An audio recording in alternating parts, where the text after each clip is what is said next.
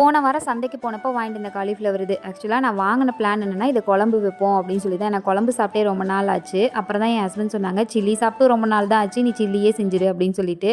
அப்புறம் சரின்னு சொல்லிட்டு காலிஃப்ளவர கட் பண்ணி, அதில வந்து கொஞ்சமா கடலை மாவு, கார்ன்ஃப்ளவர் மாவு, அதுக்கப்புறம் கோபி சில்லி பவுடர், இஞ்சி பூண்டு பேஸ்ட் எல்லாம் போட்டு, அப்படியே வந்து ஒரு 10 நிமிஷம் ஊற வச்சு போட்டு எடுத்துட்டேன். ரசம், காலிஃப்ளவர் சில்லி, சாப்பாடு இத வச்சு மேனேஜ் பண்ணிக்கலாம்னு நினச்சிட்டு இருந்தேன். கரெக்ட்டா பாட்டி காட்டுலேருந்து கீரை எடுத்துட்டு வந்தாங்க. சூப்பரா நல்லா தல தலன்னு இருந்து காட்டுக்கீரைன்னு சொல்லுவாங்க இல்லையா? அதாங்க. சரி பாட்டி எப்படி கீரை கடையிறாங்க அவங்க ஸ்டைலன்னு பார்க்கலாமா? ஃபஸ்ட்டு வந்து ஒரு சட்டியில் கொஞ்சமாக தண்ணி ஊற்றி தண்ணி கொதிக்கும்போது கீரையை போட்டு மூடி வச்சுட்டாங்க. இப்போ வந்து கீரையை திருப்பி விடுறாங்க.